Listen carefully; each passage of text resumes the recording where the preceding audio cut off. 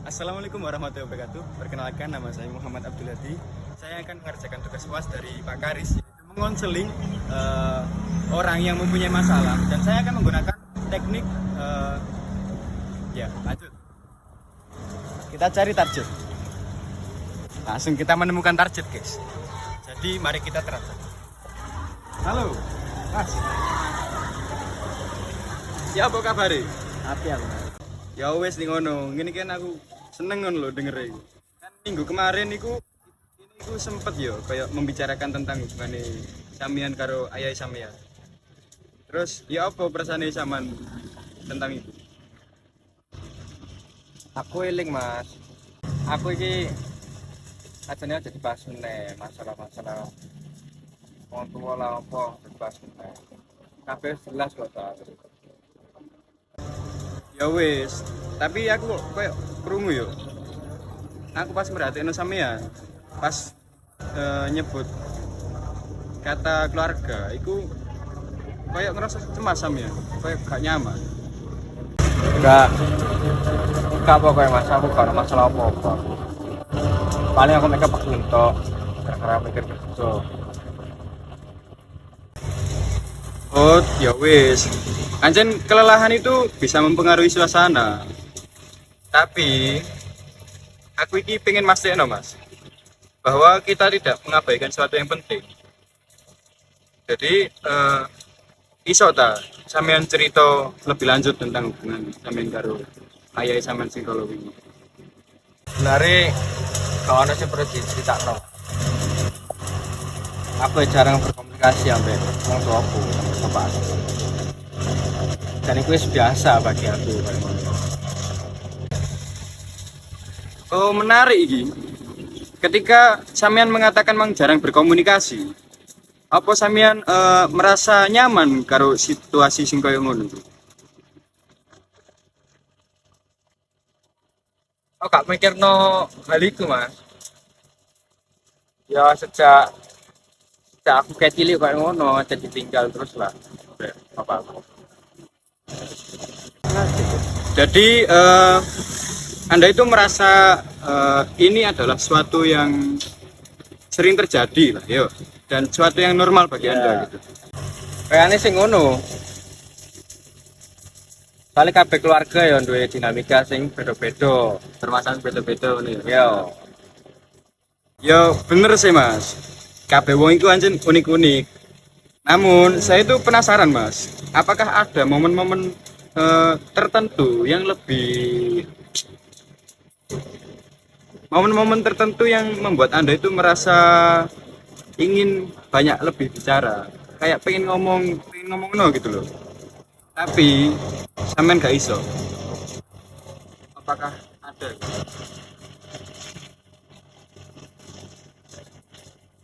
Kayaknya sih ono Mas. Tapi cuma beberapa momen toh. Apa itu? Tapi gue suwe sih. Beneta aku oleh roh ngono ceritane lebih lanjut tentang momen-momen sing penting iku mang.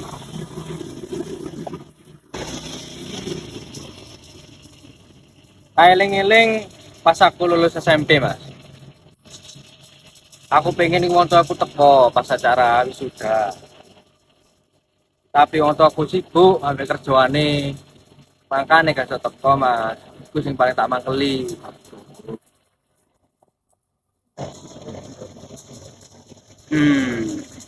Itu pasti sulit Mas kanggo sampean.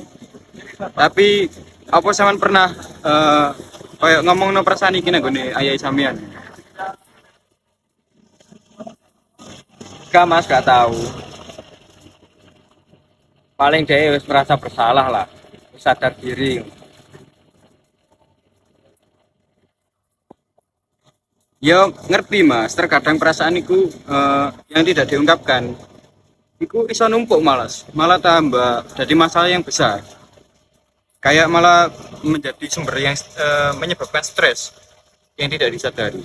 Terus bagaimana perasaan Anda itu saiki pas mari ngomong momen gimana? Apa sih? Kali ini Lagi. Apa saya tambah lego mas? Lumayan, ya lebih buka lah. diplom saiti lah. Plong.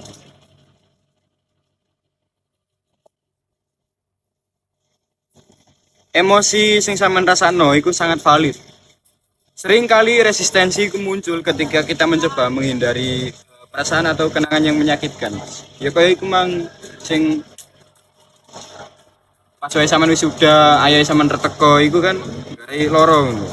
Terus apa sampean ngerasa ono hal yang lain gitu loh yang Anda sampaikan terkait hubungan Anda dengan ayah?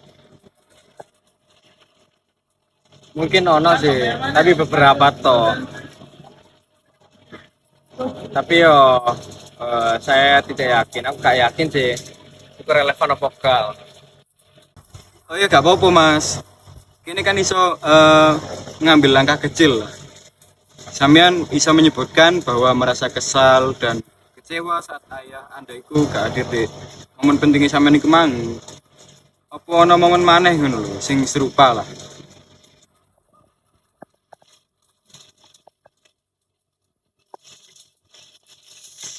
Ono sih mas beberapa. Pokoknya pas aku lomba sekolah, pas aku awal-awal kerja pisan, ya aku mesti sibuk mas. Kayak merasa gak peduli lah mbak aku. Iya. Iku mesti loro sih Mas, menyakitkan lah. Ya, terus apakah Anda itu merasa bahwa ketiadaan ayah itu mempengaruhi cara Anda untuk melihat diri Anda sendiri atau hubungan Anda dengan orang lain? Mungkin mas, kayak ngono. Soalnya aku ya gak tahu pasti sih, itu tepat apa enggak. Soalnya aku sering merasa gak cukup lah. Yo meskipun yo aku gak sepenuhnya bener lah, itu tepat apa enggak kejadian itu.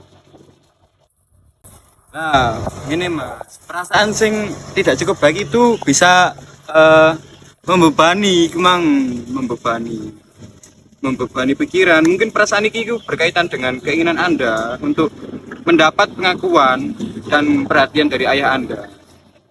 Ya apa nek menurut sampean? Yo mungkin Anda benar sih kayak ngono.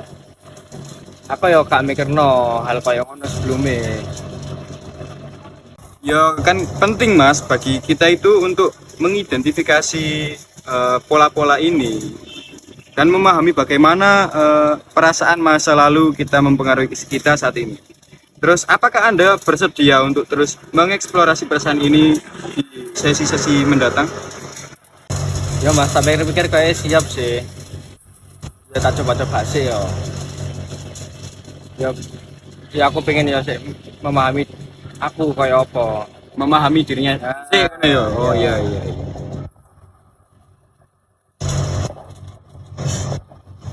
Yo ning ngono matur suwun lho Mas Wid iki. Tapi kan perasaan saya iki lebih plong lah yo setelah cerita iki mang yo. Alhamdulillah ya. Alhamdulillah. Jadi sekian lah materi yang kita praktekkan. Semoga itu bisa membantu rasa makan Anda di rumah. Matur Wallahul suwun ya. muwaffiq ila aqwamit thoriq. Assalamualaikum warahmatullahi wabarakatuh. Baik, assalamualaikum warahmatullahi wabarakatuh. Perkenalkan nama saya Muhammad Abdul Hadi. Saya akan mengerjakan UAS tugas dari Pak Tarif, yaitu konseling orang dengan teori humanistik. Di sini ada kolega kita.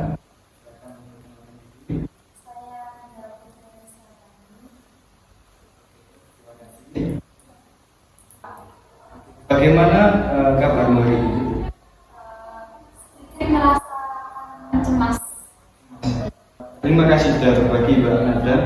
Bisakah kamu ceritakan lebih lanjut tentang apa yang membuatmu cemas? Saya merasa cemas akan tugas-tugas dari pekerjaan saya. Itu yang membuat saya cemas. Dari itu pasti sangat berat. Bagaimana perasaanmu ketika tidak ada yang menghargai usaha?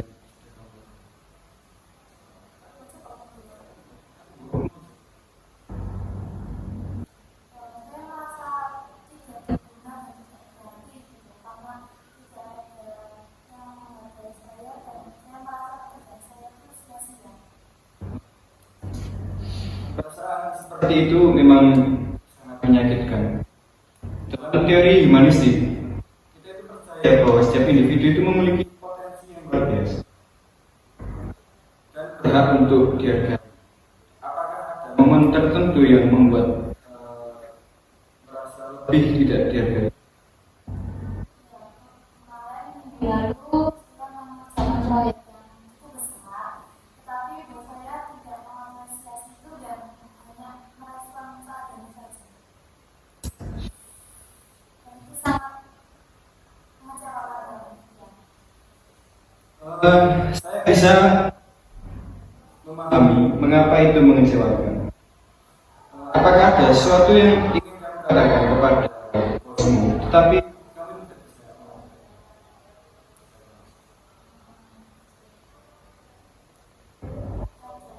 Saya ingin berbicara pada bos saya bahwa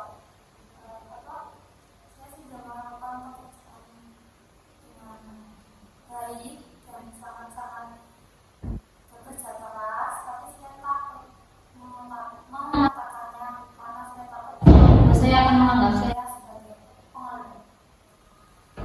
Ketakutanmu itu sangat wajar. Iya. Ketakutanmu itu sangat wajar.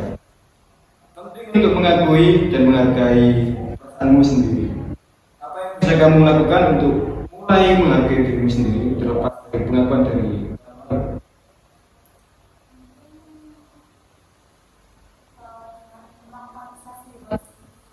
Kayak makan favorit saya atau pergi dengan teman-teman. ide yang sangat bagus loh itu. Memberi penghargaan pada diri sendiri itu bisa menjadi langkah penting untuk mengapresiasi usahamu. Selain itu, bagaimana menurutmu jika kita mencari cara untuk menyampaikan perasaanmu kepada bosmu dengan cara yang Mungkin saya bisa mengatakan pada bos saya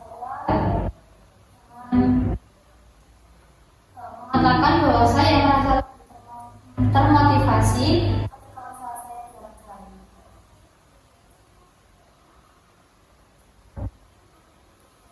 bagus sekali itu. Pendekatannya jujur itu bisa membantu menciptakan komunikasi yang lebih baik di tempat kerja. Setelah Anda menceritakan hal-hal yang tadi, bagaimana perasaan? Saya merasa optimis dan sedikit punya kendali akan situasi yang saya hadapi. Senang mendengarnya. Anda ingatlah bahwa kamu memiliki nilai dan potensi yang luar biasa. Apakah ada aspek lain dari hidupmu yang bisa membuatmu cemas atau tertekan? Sebenarnya ada di rumah pun juga memiliki masalah yang cukup kurang baik dan itu membuat saya tidak memiliki waktu untuk diri saya sendiri. Itu pasti sangat menantang. Apakah kamu merasa mendapatkan dukungan yang cukup dari rumah?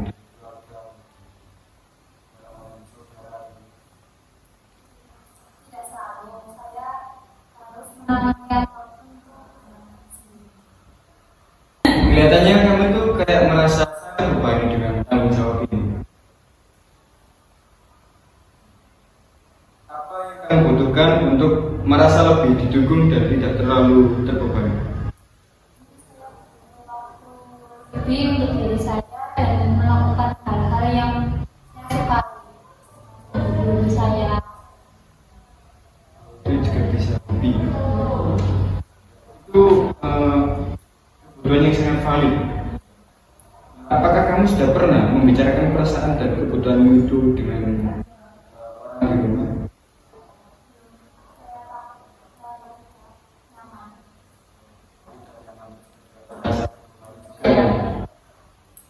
Saya mengerti kekhawatiran itu. Komunikasi yang terbuka dan jujur itu sangat penting dalam sebuah hubungan. Bagaimana jika kita coba merencanakan cara yang tepat untuk mengatakannya tanpa membuat mereka itu salah.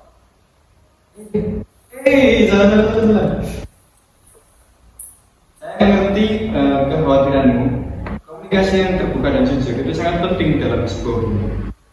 Bagaimana jika kita coba merencanakan cara untuk membicarakan perasaan dan kebutuhanmu dengan orang di rumah?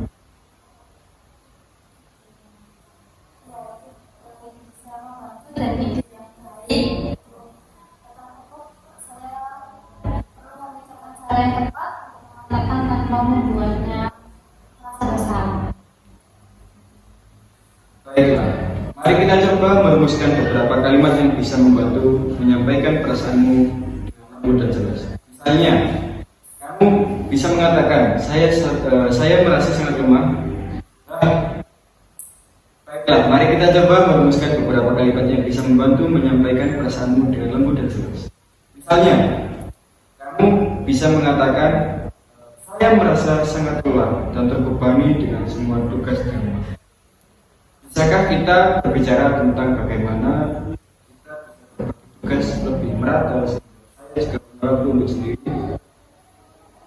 Itu nanti bilang sama orang tua.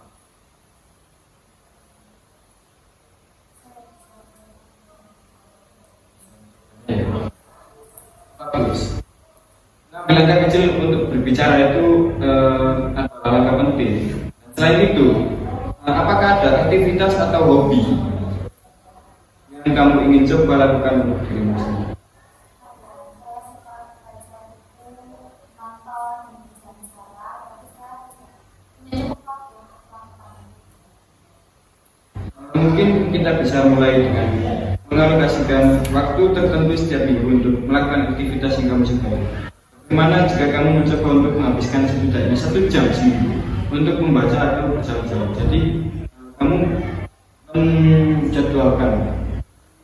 Itu terdengar menyenangkan dan saya akan mencoba untuk melakukan. Sangat bagus, Mbak. Memberikan waktu untuk diri sendiri bisa membantu mengurangi stres dan memberikanmu energi yang lebih positif. Bagaimana perasaanmu sekarang setelah kita membicarakan semua ini?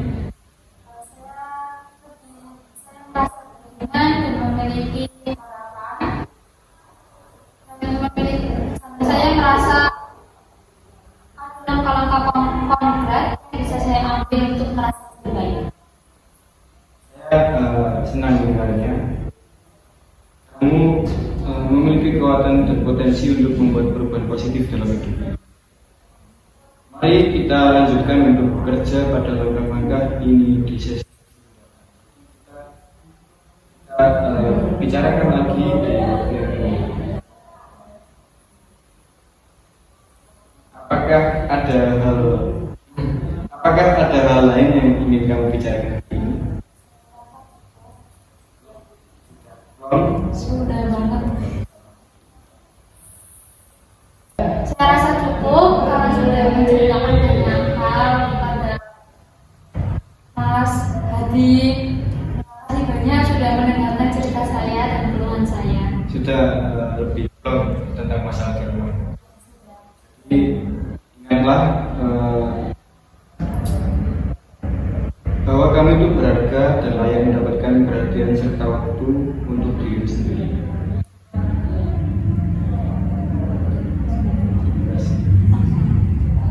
Terima kasih, saya akan mengingat pesan